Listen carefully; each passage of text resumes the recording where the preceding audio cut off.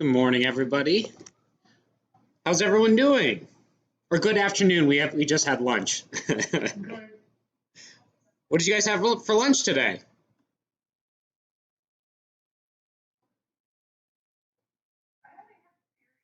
Oh, I okay. Gatwish, was that you? I feel like tater tot casserole is like that's gonna be the clear winner here. Um, Thank you to Sarah and Mia for going to chat and saying hello. If we can get a couple more people to go ahead and do that, I'd appreciate it. Not only is it the right thing to do by going to chat and saying hi, but it's also important for us to make sure our chat works. So I'll be dropping some links in there. Thank you, Jaylon, for also going ahead and saying that, or saying hello. Hello, DeMarco. Thank you for going in and typing in chat. I appreciate it. We're going to get started in about 1 or 2 minutes. I really appreciate you guys being here today.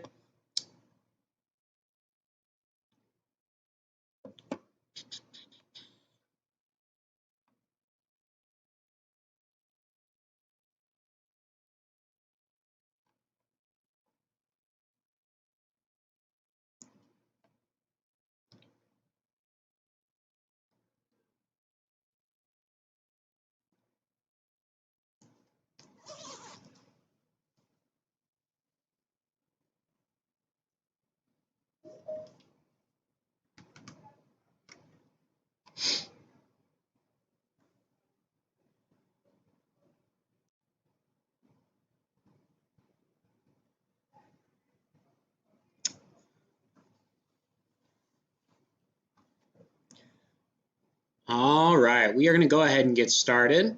I appreciate DeMarco, Jaylon, Mia, and Sarah for going to chat and saying hello. I would like to hear from everybody else as well. So there's a total of 12 people in here. I would like to see 12 people saying hi. So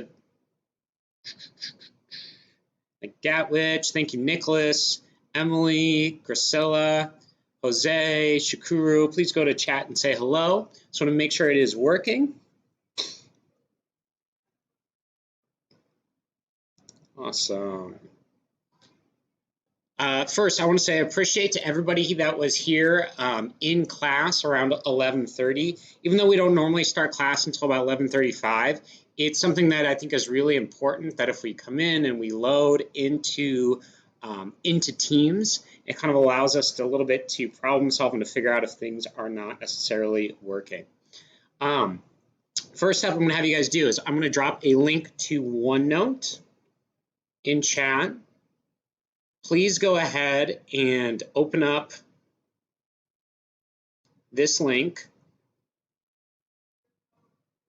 So go ahead and open up OneNote. I want you to go to our work from yesterday. So you're going to go click on OneNote. You are going to click on Workspace, and then you should have a page from yesterday called Role of Media. And if you can't remember how to spell Role of Media or you need help figuring out where to look, I'm now currently sharing my screen so you can see the title. Nope, you don't need to write anything down. All I want you to do is to go to where you were working at yesterday. So thank you, Mignon. When you have your OneNote open,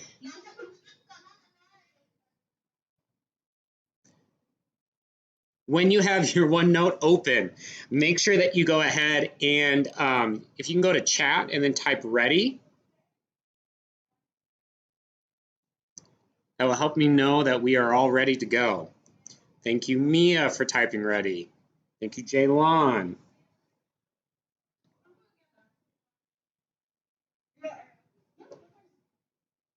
Okay. Some people keep unmuting themselves. It's going to be kind of important that we go through and we make sure that we keep ourselves muted.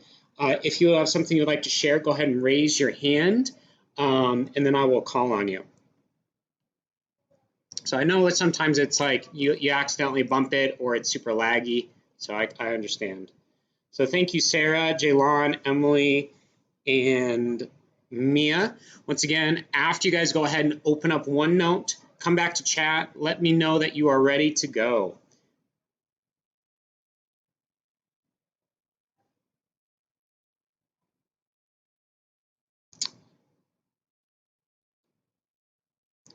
Thank you, Nicholas. Still waiting on Grisella, DeMarco, a couple other people that I'd really like you guys to go ahead. And thank you, Mignon. Go ahead and let me know you're ready.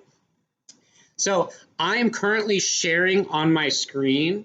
It is a mural of Martin Luther King and Malcolm X. So if you cannot currently see what I'm sharing, what I need you to do is leave and come back into the meeting and it will now work. If your chat is not working, go ahead and send me a personal message, or you can just leave and come back. So before we get started building off what we were learning about yesterday, I want to make sure that we take a step back and understand how we got to the place that we're studying about. So we have been learning during this unit about human rights, how there are certain rights and freedoms that every person, regardless who they are, regardless of where they are born, that they should really have access to. And so there's times where individuals like Martin Luther King, like Malcolm X, have a vision for how communities should go ahead and work towards getting and achieving these goals and achieving these human rights. There's times where the government will go through and will use a combination of rewards and punishments to kind of shape people's actions. And so an example of that, a punishment, is if someone is taking away someone's human rights, whether it's by gender or by race, you can go through and you can boycott them. You can stop them from buying the goods and services that are made there in order to try to change their mind. We've also went ahead and learned about rewards that were tied to U.S. aid. Rewards where the United States government will offer money and training and supplies in order to encourage communities to keep improving and keep making sure everyone has access to human rights. Which brings us to what we were talking about yesterday, the role of media. We had a great conversation about the role of media and how you're supposed to gather facts and kind of not only share facts about what's going on, but is also the media is supposed to help interpret what is right and what is wrong. And so yesterday, based off of our conversation and the videos that we watched, I kind of organized our thoughts on this slide. We came up with the fact that there's certain organizations like CNN and Fox News that cover issues across the country, and that there's more local sources like the Des Moines Register, like KCCI, or even you can kind of think about it like local newspapers like here at Callanan. So each kind of media or each kind of news outlet has its own focus. Callanan's newspaper. Two questions that were kind of like, or two sentences or ideas that were left kind of unanswered, which we're going to start getting to today, is like the whole purpose of why we rely on media, but also going through and understanding when people use the phrase fake news, what exactly are they talking about? So before we get started looking at some of the videos and the articles and resources today, I want us to kind of understand where we are starting off with. There is a name, George Floyd. That was in the news in the spring, and depending on which media outlet you use, you will still hear about George Floyd to this day. When people say the phrase George Floyd or say the name George Floyd, do you guys know anything about, like, what comes to mind? This would be a great opportunity to use chat. You can go ahead and you can be like, yes, this is the person, like, I know George Floyd is this. Or even if you don't know who George Floyd is, writing or putting a question mark, writing I don't know, would be really helpful, especially since people don't have their cameras on. As a teacher, I'd really appreciate that feedback. So do you guys know who George Floyd is? Okay. Yeah, Witch, I really appreciate you unmuting yourself there. So go ahead. What do you know about George Floyd?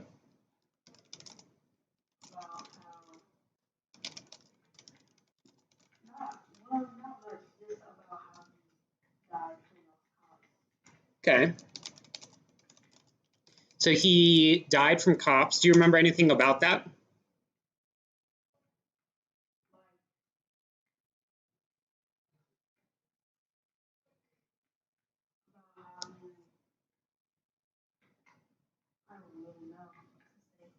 Okay. So let me pull up a picture real quick.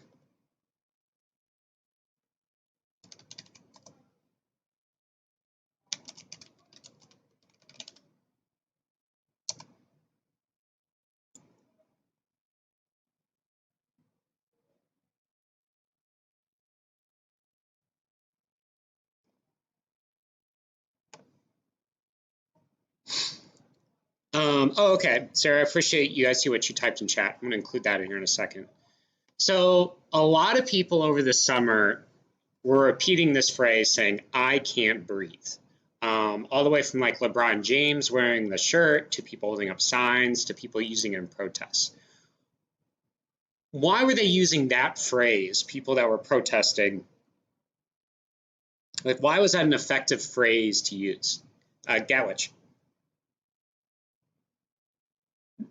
Because when, like, the incident happened, George Floyd, he was saying that he couldn't breathe while they were like stomping up his neck. Mm-hmm. So I'm going to take what Gatwich said. I'm going to take what Sarah wrote about in chat. I'm going to kind of combine them together. So we know that George Floyd was a African American man that was killed by 2 police officers. Was killed by police in Minneapolis. Ooh, it would be helpful if I could type.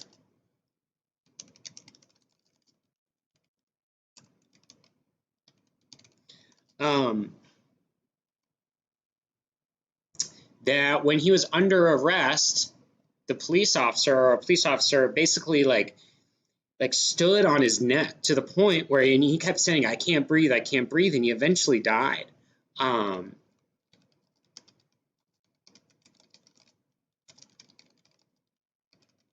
He couldn't breathe, and eventually he died. Let's tie in human rights here. How did the actions of the police officers impact George Floyd's human rights? How did the actions of the police officers? Remember, I'm not asking you guys to copy this down. I'm a visual person, so and I know some people are as well. So how did the actions of the police officers impact George Floyd's human rights? So I really appreciate Gatwich sharing out. Appreciate Sarah typing in chat. I would like to hear not only from those 2 individuals again, but there's a lot of other people that said that they were ready in chat. So remember, if I ask a question like this and you don't know, or if you do know, please type in chat. It helps me keep track of participation, but also understands where we are at and what we need to talk about. Yes, yep. Yeah, thank you, DeMarco. Was an African American man that was killed by police officers in Minneapolis, Minnesota. Yeah, Minnesota. He kept saying that he couldn't breathe, eventually died. Thank you, Sarah, for typing in chat. I appreciate that.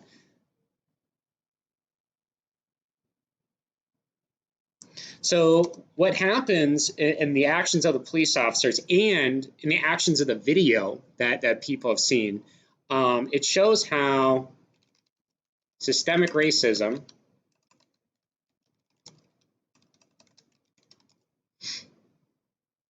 / police brutality